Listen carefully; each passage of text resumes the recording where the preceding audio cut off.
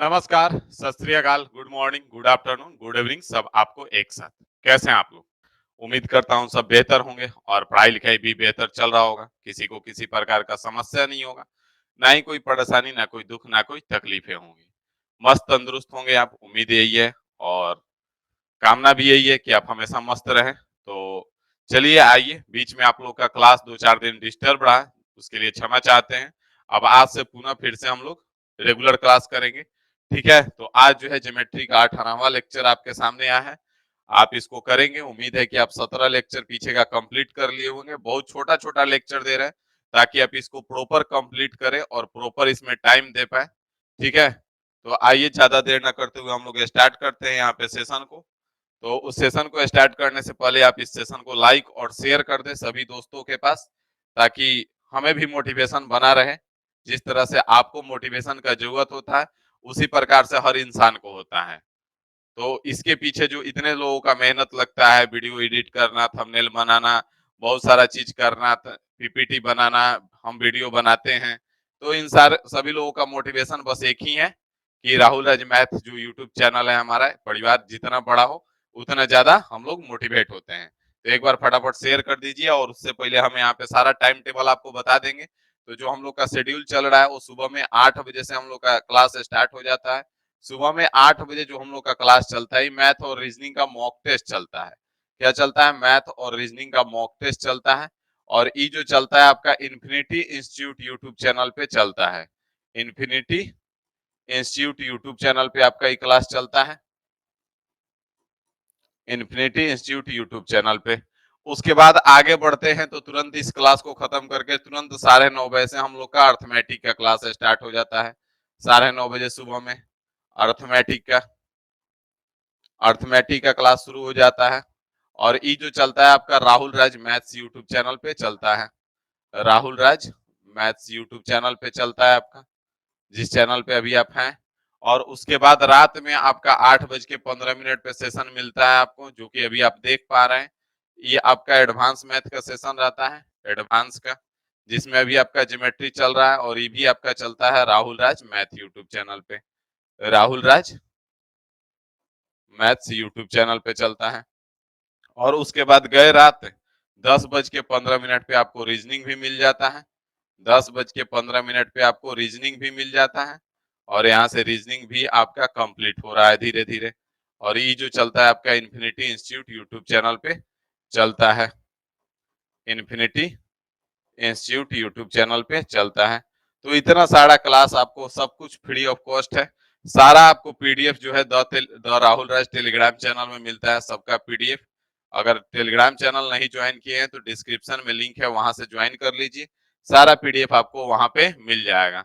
तो भाई सारा कुछ तो हम कर रहे हैं, अब आपका काम क्या बचा है? तो आपका तो बस एक छोटा सा काम है कि अच्छे से पढ़ाई कर लो और सिलेक्शन ले लो, ठीक है? तो आइए ज्यादा देर न करते हुए हम लोग चीजों को देखते हैं, समझते हैं। आज का क्लास में हम लोग को क्या क्या पढ़ना है। तो सबसे पहले यहाँ पे आप देख पा रहे हैं कि ब्लैंक है, मतलब कि यहाँ पे कॉन्सेप्ट डिस्कस करेंगे हम लोग। तो कॉन्सेप्ट क्या है यहाँ पे? वैसे तो क्वाड्रिलेटरल हम लोग आगे अच्छे से पढ़ेंगे, लेकिन यहाँ पे क्वाड्रिलेटरल का एक कॉन्सेप्ट है जो कि यूज होगा हमको ट्रायंगल के केस में भी, तो उसको हम लोग यहाँ पे डिस्कस कर लेंगे, ठीक है? तो जैसे कि अगर हम यहाँ पे क्वाड्रिलेटरल कोई भी क्वाड्रिलेटरल बनाते हैं, ये हम जो बात कर रहे हैं इन एनी क्वाड्रिलेटरल बात कर रहे हैं, किसी भी चतुर्भुज में, इन एनी क्वाड्रिलेटरल, किसी भी चतुर्भुज में, ठीक है? तो यहां से अगर हम बात करते हैं आपका, जैसे कि एक क्वाड्रिलेटरल हमने ले लिया, अभी नहीं जानते हैं कि रेक्टेंगल है कि स्क्वायर है कि रोम्बस है कि पैरेललोग्राम है, ऐसा हमने कुछ नहीं कहा है, एक चतुर्भुज ले लिया है। अब यहां से क्या किए कि यहाँ पे हमने इसका आपका ए बी सी मान लेते हैं, ए बी सी डी है, ठीक है? हम यहां से एंगल सी और एंगल डी का बाइसेक्टर हमने ड्रॉ कर दिया, एंगल सी और एंगल डी का बाइसेक्टर, ठीक है, जो कि ओ पे मिला। ये दोनों एंगल आपका बराबर होगा और ये दोनों एंगल भी बराबर होगा, बाइसेक्टर है। तो यहाँ पे आपको एक एंगल बनते हुए दिख रहा है यहाँ पे। ये एंगल आपको क्वेश्चन में पूछता है डायरेक्ट आपसे। तो यहाँ पे एंगल जो बन रहा है, तो एंगल सी ओ डी बन रहा है ना, angle C O D. Angle C O D जो होगा आपका, वो हमेशा बचा हुआ एंगल कौन है, एंगल ए है और एंगल बी है। ये हमेशा बचे हुए एंगल के सम के आधे के बराबर होगा। Angle A plus angle B by 2 के बराबर होगा। इस बात को आप अच्छे से नोट कर लेंगे, इसको अच्छे से याद कर लेंगे। बात समझ में आ गया। किसी भी क्वाड्रिलेटरल में अगर दो कोण का बाइसेक्टर हम ड्रॉ करते हैं, जहां पे वो मिलेगा तो वहां पे जो कोण बनेगा बाकी के दो कोण के बाइसेक्टर के बाकी के दो कोण के सम के आधा के बराबर होगा। जैसे अगर यहाँ पे हम बात कर ले तो ले लेते हैं यहाँ पे 4 को क्वाड्रिलेटरल, छोटा छोटा लेते हैं ताकि आपको चारों केस क्लियर हो जाए आपका। ठीक है, जैसे यहाँ पे ए बी सी डी बना लिए, ए बी सी डी। यहां से इसका बाइसेक्टर हमने ड्रॉ किया जो कि अभी आपको बताया था, ओ पे मिला, ये बाइसेक्टर है आपका। तो यहाँ से एंगल सी ओ डी जो होगा वो क्या होगा, angle C O D angle A plus angle B बटे में 2 के बराबर होगा। उसी प्रकार से अगर यहाँ पे हम ले लें एक और क्वाड्रिलेटरल, ठीक है, अब यहाँ पे ए बी सी डी है, ए बी सी और यहाँ पे डी है। अब यहाँ पे ए और बी का बाइसेक्टर हमने ड्रॉ कर दिया, ये क्या है, ई बाइसेक्टर है। अब यहाँ पे ओ पे मिला तो एंगल ए ओ बी जो होगा, तो यहाँ पे बचा हुआ दो कोण कौन कौन है, angle C plus angle D के आधा के बराबर होगा। अगर यहाँ पे एक और क्वाड्रिलेटरल हम ले लेते हैं, समझ लीजिए, यहाँ पे जैसे एक और क्वाड्रिलेटरल हम ले लिए, ठीक है, A B C D, A B C D. अब यहाँ पे मान लेते हैं कि हमने इसका बाइसेक्टर ड्रॉ किया और इसका बाइसेक्टर, ये भी ओ पे मिला, ये दोनों बाइसेक्टर है, एंगल बाइसेक्टर। तो यहाँ पे एंगल बी ओ सी बन रहा है, एंगल बी ओ सी जो होगा वो किसके बराबर होगा, तो बचा हुआ एंगल कौन कौन है, एंगल ए और एंगल डी, तो angle A plus angle D के आधा के बराबर होगा। बात समझ में आ गया। यहाँ तक आपको तनिक भी समस्या है, तनिक भी परेशानी नहीं होना चाहिए।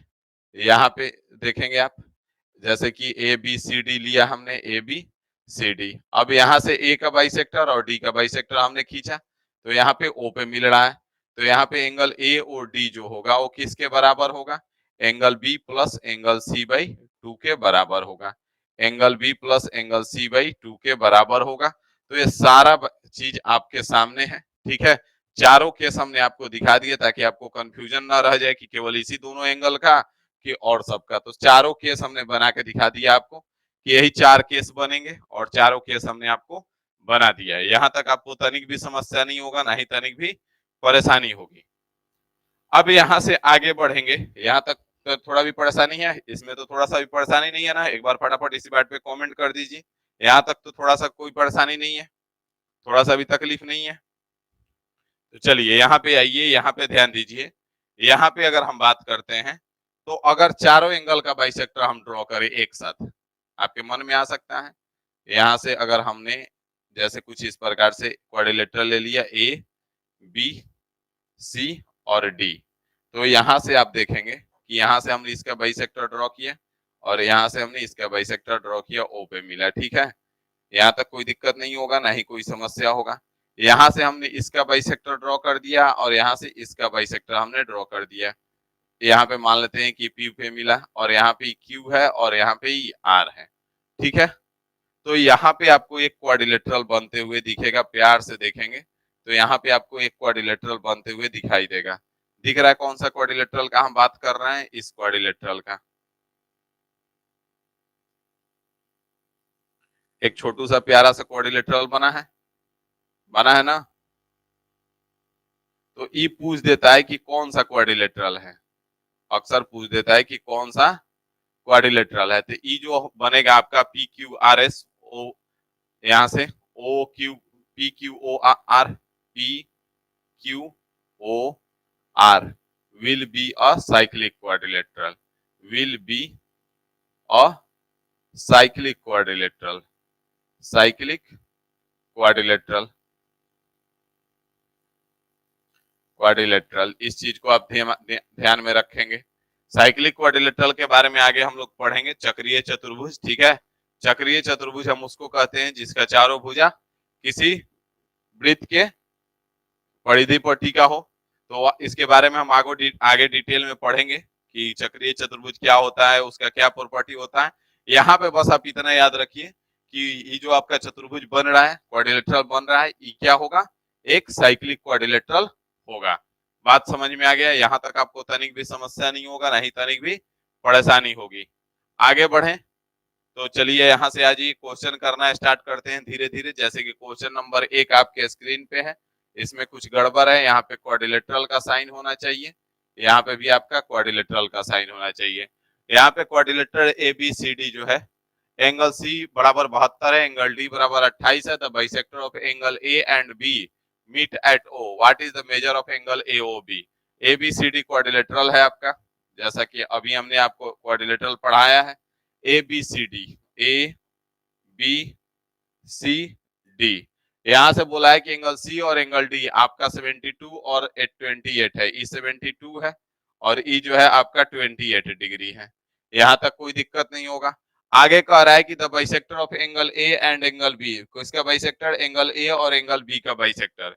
एंगल A और एंगल B का बाइसेक्टर, तो यहाँ से एंगल A का बाइसेक्टर हमने ड्रॉ किया और यहाँ से एंगल B का बाइसेक्टर ड्रॉ किया। कहाँ पे मिला? O पे मिला। कहाँ पे मिला? O पे मिला। अब यहाँ से पूछा है एंगल AOB, मतलब ई वाला एंगल आपसे पूछा गया है। अभी बताया हमने कितने सेकंड का टाइम लगेगा आपको। एंगल AOB बराबर क्या बताया हमने? एंगल AOB, दोनों एंगल का बाइसेक्टर यहाँ पे मिल रहा है O पे, तो बचा हुआ एंगल कौन कौन है? एंगल C और एंगल D, दोनों के सम के आधा के बराबर होगा।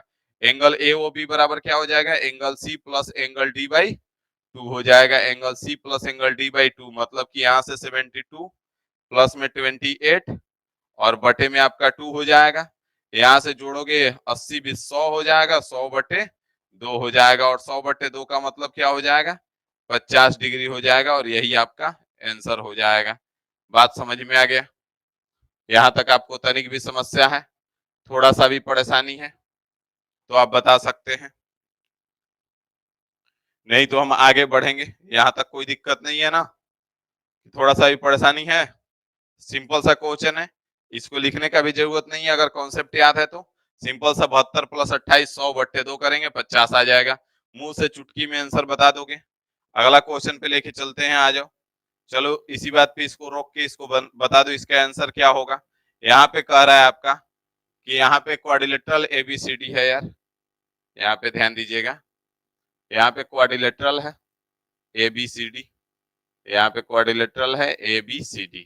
ABCD में एंगल A और एंगल B के समद्विभाजक ऊपर मिलते हैं, जो कि यहाँ पे आपको दिख रहा होगा।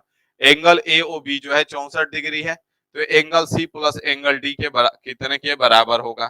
तो भाई साहब यहाँ से अगर हम आपसे एंगल AOB पूछें कि एंगल AOB बराबर क्या हो जाएगा, तो एंगल AOB बराबर angle C plus angle D बटे में 2 के बराबर होगा। होगा या नहीं होगा? होगा सर जी। यहाँ से एंगल AOB दे रखा है 64 डिग्री, कोई दिक्कत नहीं होना चाहिए। तो यहाँ से एंगल AOB जब 64 डिग्री है प्यारे लाल, और यहाँ से angle C plus angle D बटे में 2 है, 2 को इधर भेजोगे तो यहाँ पे बचेगा क्या? Angle C plus angle D, और 64 दूना 128 डिग्री हो जाएगा और यही तुम्हारा आंसर हो जाएगा। किधर है? ऑप्शन ए में है। बात समझ में आ गया? कौन प्रकार का तकलीफ है? नहीं है ना? आगे बढ़े ना? आगे बढ़ा जाए, चलिए आ जाइए। तो इस प्रकार से इस कॉन्सेप्ट पे क्वेश्चंस आते हैं। जैसे कि यहाँ पे देखेंगे, यहाँ पे क्या हो गया है, यहाँ से दिख रहा होगा आपको, थोड़ा सा इधर है, 49 है, 56 है। आपसे पूछा क्या है? एंगल बी का माप पूछा गया है। तो यहाँ से सिंपल सा है, चतुर्भुज ABCD में कौन सी और कौन डी के द्विभाजक ई पर मिलते हैं? CED आपका 56 डिग्री दे रखा है, एंगल A 49 डिग्री दे रखा है, तो कौन बी का माप बताना है कि कौन बी का माप कितना होगा। तो वीडियो को रोक लीजिए, फटाफट बता दीजिए कि कौन बी ओ का मान कितना होगा। सिंपल सा है। यहां से अगर हम बात करें एंगल DEC का, एंगल CED या एंगल DEC, एंगल DEC का अगर बात करें हम तो किसके बराबर होगा? तो DEC जो है एंगल C और एंगल D के बाइसेक्टर E पे मिल रहे हैं, वही कौन है? तो एंगल A और एंगल B के आधा के बराबर होगा, तो angle A plus angle B बटे में 2 हो जाएगा। हो जाएगा ना? अब यहां से ध्यान देंगे कि यहाँ से आपका DEC कितना दे रखा है? 56 दे रखा है, तो 56 हो जाएगा और बराबर में एंगल A आपका 49 दे रखा है और प्लस में एंगल B हो जाएगा और बटे में 2 हो जाएगा। 56 दूना 112 हो जाएगा और यहाँ पे आपका 49 प्लस का एंगल B हो जाएगा। यहाँ से B बराबर क्या हो जाएगा? तो 112 माइनस का 49 हो जाएगा, तो कितना आ जाएगा? 9 3 12 63 डिग्री हो जाएगा। तो 63 डिग्री आपका आंसर हो गया, जो कि ऑप्शन ए में है। मजा आया कि नहीं आया कॉन्सेप्ट करके? कॉन्सेप्ट पता चलने के बाद क्वेश्चन कितना आसान हो जा रहा है, समझ में आ रहा है? कुछ करना है, कॉन्सेप्ट समझिए, तुरंत क्वेश्चन देखिए कैसे आसान हो जाता है। तो इसीलिए कहते हैं कि ज्योमेट्री जो है ना, वो सारा खेल कॉन्सेप्ट का है। और एक बार अगर ढंग से पढ़ लिए ज्योमेट्री, तो फिर अगर एडवांस एक बार ढंग से पढ़ लिए ना, तो अर्थमेटिक से आसान लगने लगेगा, क्योंकि इसमें ज्यादा दिमाग नहीं लगाना होता है।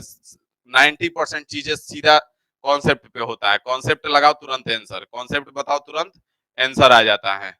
बात समझ में आया? आगे बढ़ा जाए? तो चलिए आ जाइए फटाफट आगे। आगे क्वेश्चन देखिए। आगे क्वेश्चन बहुत बढ़िया है। दी गई आकृति में एबीसी एक त्रिभुज है, जहां भुजाओं का मापन दिया गया है। एंगल एम ए एन का मान बताना है। एम ए एन वाई का वैल्यू बताना है। यहाँ पे आपको दिख रहा होगा प्रॉपर, यहाँ पे एक्स है, वाई है, जेड है, 4 12 18 है। कोई दिक्कत नहीं है सर जी, दिख रहा है ना कि नहीं दिख रहा है? दिख रहा है सर जी। चलिए तो यहाँ पे आ जाइए। यहाँ पे क्वेश्चन जो है बढ़िया क्वेश्चन में आता है। अब यहाँ पे अगर हम बात करें, अगर हम यहाँ पे बात करते हैं किस ट्रायंगल में, ए बी एन में, ए बी एन में, ठीक है, ए बी एन में। तो यहाँ से आप ध्यान से देखेंगे कि ए बी एन, यहाँ से हम लिख दे रहे हैं ताकि आप प्रॉपर चीजों को लिखें। इन ट्रायंगल त्रिभुज, in triangle A B N में, ए बी एन त्रिभुज ए बी एन में, ठीक है। अब यहाँ से आप क्या देखेंगे कि ए बी जो है, ए बी कितना है, 16 है ना। ए बी 16 बराबर हो जाएगा बी एन, 12 + 4 16। तो ए बी बराबर बी एन मिला, ए बी बराबर बी एन मिल गया। और जैसे ही दोनों एंगल बराबर, भुजा दोनों बराबर मिला हमको, तो यहां से क्या हो जाएगा,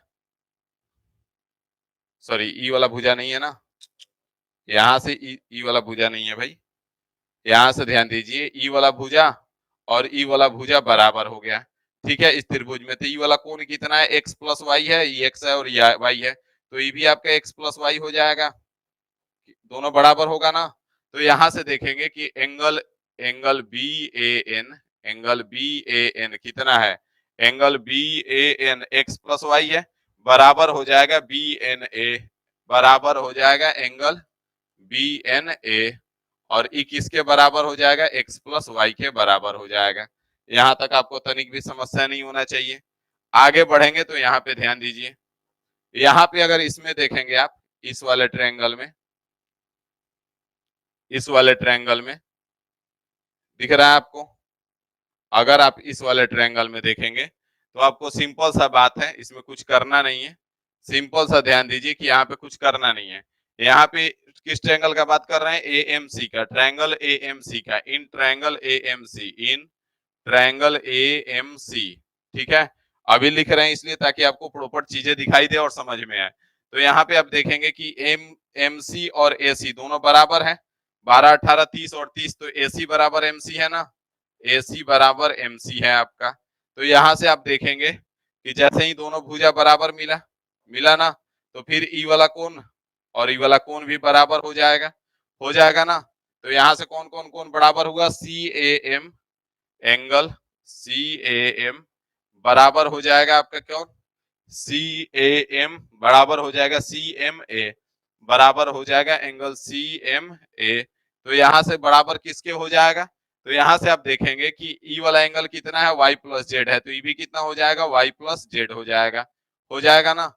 तो बराबर y + z हो जाएगा, y + z हो जाएगा। यहाँ तक आपको तनिक भी समस्या नहीं होना चाहिए। अब यहाँ पे ध्यान देंगे, प्रॉपर चीजों को समझने का प्रयास करेंगे। हम लेते हैं इस ट्रायंगल का, बात कर रहे हैं किस ट्रायंगल का, इस ट्रायंगल का, ट्रायंगल ए एम एन का, ट्रायंगल ए एम एन का, ई वाला ट्रायंगल का। इस ट्रायंगल का अगर हम बात करें, ट्रायंगल ए एम एन, तो triangle, in triangle A M N, त्रिभुज ए एम एन में, तो यहां से आप देखेंगे कि तीनों एंगल का सम कितना हो जाएगा, 180 होगा। तो y प्लस जेड, और प्लस में आपका कितना है, x + y है, x + y है। तो यहां से आप देखेंगे कि x + y + z बराबर में ये 180 होना चाहिए ना। तो यहां से आप देखेंगे कि x + y + z, और इधर 2y है, प्लस का 2y, बराबर का कितना आ गया, 180 आ गया। तो यहां तक आपको कोई दिक्कत नहीं होगा, इस चीज को समझ लिए। अब अगर हमको यहाँ से y का मान पता करना है तो यहाँ से कुछ दिमाग लगाना पड़ेगा, क्योंकि यहाँ से y का मान निकला नहीं। तो जैसे ही आप बड़ा वाला ट्रायंगल देखेंगे, बड़ा वाला ट्रायंगल दिख रहा है आपको, तो इसका भुजा ई 16 है, ई आपका 30 है, और ई पूरा कितना है, तो ई 34 है सर जी। 16, 30 और 34, 16, 30 और 34 है ना। यहाँ पे आ जाइए। In triangle ABC, in triangle ABC, त्रिभुज एबीसी में 16, 30 और 64 जो है, 16, 30 और 64 इज अ ट्रिपलेट। ये क्या है, ट्रिपलेट है। ये क्या है, ट्रिपलेट है। और जैसे ही ट्रिपलेट हुआ तो ट्रायंगल एबीसी जो हो जाएगा, ये क्या हो जाएगा, राइट एंगल ट्रायंगल हो जाएगा। Triangle ABC is a right angle triangle, समकोण त्रिभुज हो जाएगा। त्रिभुज एबीसी कौन सा त्रिभुज है, समकोण त्रिभुज। त्रिभुज एबीसी राइट एंगल ट्रायंगल हो जाएगा, समकोण त्रिभुज होगा। त्रिभुज एबीसी क्या होगा, समकोण त्रिभुज होगा। यहां तक आपको कोई दिक्कत नहीं होगा, ना ही कोई समस्या। जैसे ही पता चला कि समकोण त्रिभुज है एबीसी, तो इसमें 90 डिग्री कौन सा साइड, कौन सा कोण होगा, तो जैसे ही आप देखेंगे 16, 30 है, 34 है, सबसे बड़ा वाला भुजा कौन है, 34 है, तो सबसे बड़ा वाला भुजा के सामने वाला कौन सबसे बड़ा कौन होगा, जो कि 90 डिग्री का होगा। मतलब ई वाला पूरा एंगल कितना होगा, 90 डिग्री। मतलब x plus Y plus Z हमको कितना मिल गया, 90 डिग्री मिल गया। x plus Y plus Z कितना आ गया, 90 डिग्री आ गया। आ गया ना, यहां तक आपको कोई दिक्कत नहीं होगा। और x plus Y plus Z 90 degree है, इसमें रख दीजिए। तो यहाँ पे क्या है आपका, x plus Y plus Z और प्लस का 2y बराबर में 180 है। तो यहाँ से 90 आ जाएगा, 90 प्लस 2y बराबर में 180। 90 को उधर लेके चल जाइए तो 2y बराबर कितना आ जाएगा, 90 आ जाएगा। तो y का मान यहाँ से कितना आ गया आपका, 45 डिग्री आ गया। और यही आपका आंसर हो जाएगा, जो कि ऑप्शन ए में है। बात समझ में आया कि ना आया, आ गया ना समझ में। तो ये क्वेश्चन बढ़िया क्वेश्चन में आता है। इसका श्रेणी जो है, लेवल जो है, बढ़िया दर्जा दिया जाएगा इस क्वेश्चन को। समझ में आया, आगे बढ़ा जाए नेक्स्ट क्वेश्चन पे। यहाँ तक आपको कोई दिक्कत नहीं होगा, ना ही कोई समस्या होगा। अगला क्वेश्चन पे आ जाइए, यहाँ पे ध्यान दीजिए। यहाँ पे कह रहा है कि angle P Q in a triangle P Q R, S and T R 2 points, S और टी जो है 2 पॉइंट्स है, ठीक है। त्रिभुज पी क्यू आर में क्यू आर दो बिंदु है इस प्रकार की, क्यू एस बराबर एस टी है, क्यू एस बराबर एस टी है, और पी एस बराबर आर पी आर है, पी एस बराबर पी क्यू आर है। Angle P R Q minus angle Q P S बराबर 44 डिग्री है। तो यहाँ से क्यू एस टी का मान आपको बताना है कि क्यू एस टी का मान कितना होगा। तो यहाँ पे ध्यान दीजिए, पहले सबसे पहले दे रखा है हमारे पास एक point, angle P R Q minus का एंगल क्यू पी एस बराबर का 44 डिग्री है, ठीक है। अभी 44 डिग्री है, तो यहाँ पे आपको कुछ नहीं करना है, यहाँ पे थोड़ा सा वैल्यू पुटिंग करना है। क्या करना है, वैल्यू पुटिंग करना है। तो यहाँ पे आप कोई भी दो मान ले लेंगे, क्या करेंगे, कोई भी दो मान ले लेंगे जिसका अंतर 44 डिग्री आ रहा है। क्या आ रहा है, जिसका अंतर 44 डिग्री आ रहा है। अब आपका जो मन करे, तो मान लेते हैं कि हम 60 डिग्री है, तो ई कितना हो जाएगा, 60 में से 16 घटाएंगे तो 44 आ जाएगा ना। तो यहाँ पे कोई भी वैल्यू आप पुट कर सकते हैं, इसमें कोई अंतर नहीं है कि कौन सा वैल्यू पुट करें। तो यहाँ पे 60 है और 16 है, ठीक है। तो यहाँ से पी आर क्यू 60 है, पी आर क्यू ले लिया हम 60, पी आर क्यू आपका 60 डिग्री है, कोई दिक्कत नहीं है सर, ठीक है। और क्यू किधर है, क्यू है पी एस, यहाँ पे कितना हो जाएगा, 16 हो जाएगा ना, कोई दिक्कत नहीं है। पी आर क्यू ठीक है ना, पी आर क्यू 60 है और इस 16 ले लिए, यहां तक आपको कोई समस्या नहीं है। जैसे ही 60 है, तो यहां से आप देखेंगे कि यहां से आपको और क्या पता चला, तो यहां से आप देखेंगे कि यहां से भुजा कौन कौन बराबर था, पी एस बराबर पी आर है, पी एस बराबर पी आर है, ठीक है। तो ये दोनों एंगल 60-60 हो जाएगा, कोई दिक्कत नहीं है।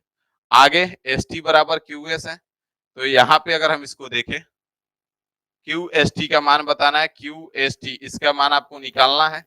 तो यहां से अगर आप देखेंगे क्यू पी आर क्यू, एक मिनट, पी आर क्यू और क्यू पी एस, ये 16 डिग्री है, ठीक है, बढ़िया है, कोई दिक्कत नहीं है।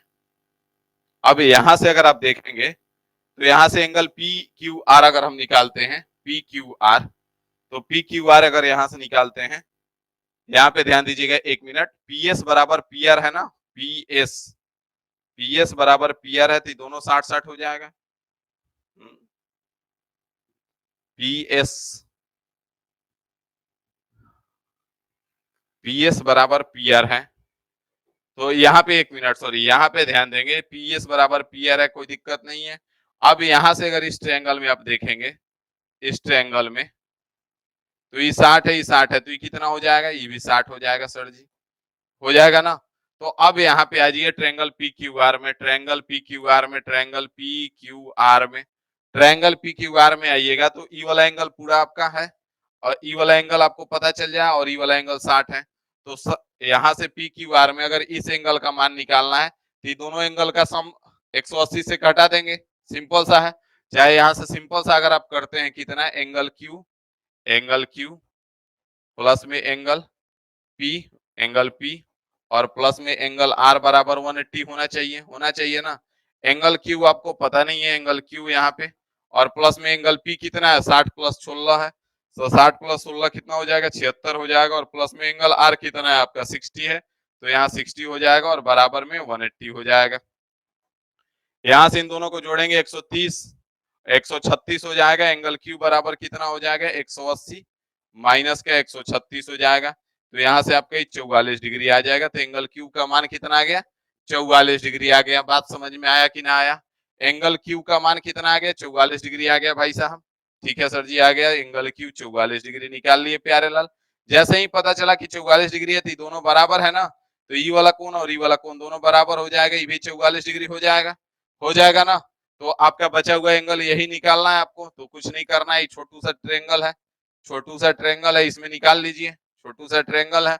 यहाँ से एंगल क्यू एस टी बराबर कितना हो जाएगा, 180 माइनस का 44 और माइनस का 44 कर देंगे ना, तो यहाँ से 180 माइनस का 88 हो जाएगा, कितना आ जाएगा, 92 आ जाएगा। तो यहाँ से 92 डिग्री आपका हो जाएगा, जो कि ऑप्शन बी में है, और यही आपका आंसर हो जाएगा। बात समझ में आ गया? तो छोटा छोटा चीज है जिसको आप ध्यान में देके चलेंगे तो तुरंत क्वेश्चन सॉल्व हो जाएगा। बात समझ में आ रहा है? यहाँ तक आपको कोई दिक्कत नहीं होगा, ना ही कोई समस्या होगा। आगे बढ़ते हैं यहाँ से 109 के बाद 110 नंबर क्वेश्चन पे आ जाइए। ये भी बढ़िया क्वेश्चन है, करके आपको मजा आने वाला है।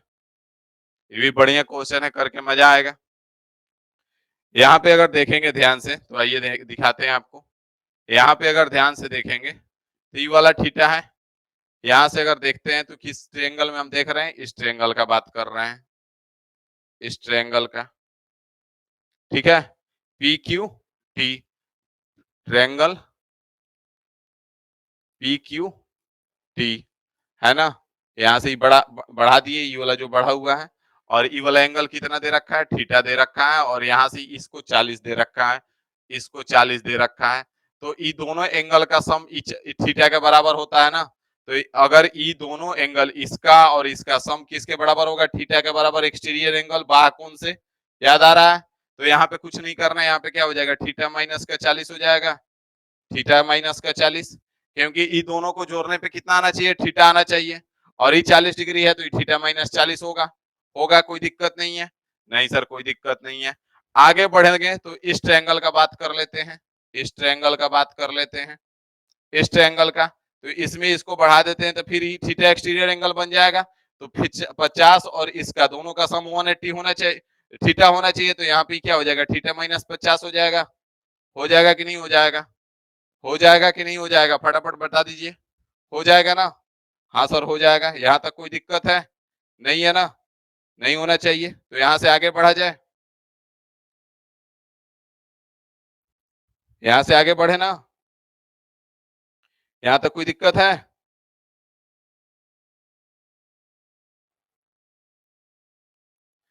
तो यहाँ पे आ जाइए। अब यहाँ पे देखेंगे तो यहाँ से कह रहा है पी आर बराबर क्यू एस बराबर क्यू आर। पी आर किधर है, पी आर ई वाला है, और क्यू एस ई वाला है। पी आर ई है और क्यू एस, ई दोनों भुजा बराबर है ना। और यहाँ से क्यू आर है, क्यू आर किधर है, क्यू आर इधर है, पी आर इधर है, क्यू एस किधर है भाई, एस किधर है, क्यू एस इधर है, और क्यू आर इधर है। तो अगर यहाँ पे ध्यान देंगे, अगर हम ध्यान से देखें इसको,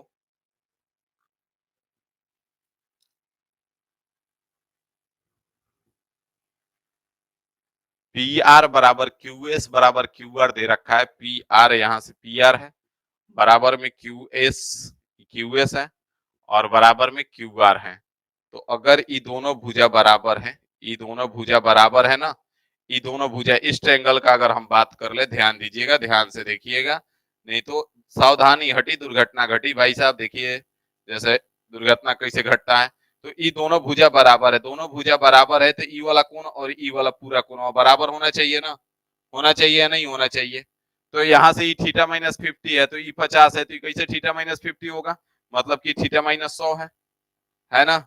यहाँ तक आपको कोई समस्या नहीं होगा। अब जैसे ही समझ में आ गया तो इसको देख लीजिए, ई वाला भुजा भी इसके बराबर है ना, ई वाला ट्रायंगल में। सावधानी हटी दुर्घटना घटी। तो पी आर जो है आपका क्यू आर के बराबर है, तो ये दोनों बराबर है तो फिर ई वाला कोण और ई वाला कोण दोनों बराबर होना चाहिए। तो ये क्यू माइनस 40 है और ये 40 है, तो ये कितना हो जाएगा, क्यू माइनस 80 हो जाएगा। तब नहीं क्यू माइनस 40 आएगा, 40 में से इसको घटेगा तो पूरा क्यू माइनस 40 हो जाएगा। बात समझ में आया, यहाँ तक कोई दिक्कत नहीं होगा, ना ही कोई समस्या होगा। अब यहाँ तक कोई दिक्कत नहीं है तो फिर यहाँ से कुछ कोई भी ट्रायंगल को उठा लीजिए। यहाँ से अगर आप इसको उठा लेते हैं, किसी भी ट्रायंगल को उठाएंगे तो यहाँ से आपका सॉल्व हो जाएगा। तो यहाँ से अगर हम इसी को उठा लेते हैं, इसी को उठा लेते हैं, यहाँ से अगर इसी को हम उठा लेते हैं इस ट्रायंगल को, तो यहाँ से थीटा माइनस 80 है, थीटा माइनस का 80 है, प्लस में थीटा है, प्लस में थीटा माइनस 100 है, बराबर में 180 होना चाहिए। यहाँ से 180 उधर जाएगा तो यहाँ 3 थीटा हो जाएगा, बराबर में इधर 180 है और ये वाला 180 इधर आएगा तो प्लस का 180 हो जाएगा। तो यहाँ से 3 थीटा बराबर 360 हो जाएगा। तो यहाँ से थीटा बराबर कितना आ जाएगा, 120 डिग्री आ जाएगा और यही आपका आंसर हो जाएगा जो कि ऑप्शन बी में है। बात समझ में आ गया, तो मार्क करके मजा आ गया। बढ़िया क्वेश्चन था ये भी, ठीक है। ध्यान देना पड़ेगा एक एक चीज पे, तब जाकर के क्लियर होगा, धीरे धीरे प्रैक्टिस करते करते। इसको नहीं समझ में आया होगा तो एक बार और देखिएगा, क्लियर हो जाएगा। ये जो कर रहे हैं डायरेक्ट लिख रहे हैं तो ये आपको पता होना चाहिए कि जब ये दोनों क्यू माइनस 40 और ये पूरा क्यू माइनस 40 के बराबर होना चाहिए, और ये 40 दे रखा है तो ये कितना होगा, क्यू माइनस 80 होगा, तब ना इसमें से 40 घटा देंगे तो ये पूरा क्यू माइनस 40 हो जाएगा। बात समझ में आया। उसी प्रकार से वहां पे क्यू माइनस 50 है तो ये पूरा हमारा क्यू माइनस 50 होना चाहिए, और ये 50 है तो कब होगा क्यू माइनस 50, जब क्यू माइनस 100 में से इस 50 को घटा देंगे तो क्यू माइनस 50 हो जाएगा। बात समझ में आ गए। तो चलिए इसको आज कंप्लीट कीजिए, बाकी इसके आगे कल करते हैं, ठीक है। एक ही दिन ज्यादा हो जाएगा। तो मिलते हैं फिर आपसे कल अगला क्लास में। आज के लिए इतना ही रखते हैं। Thank you.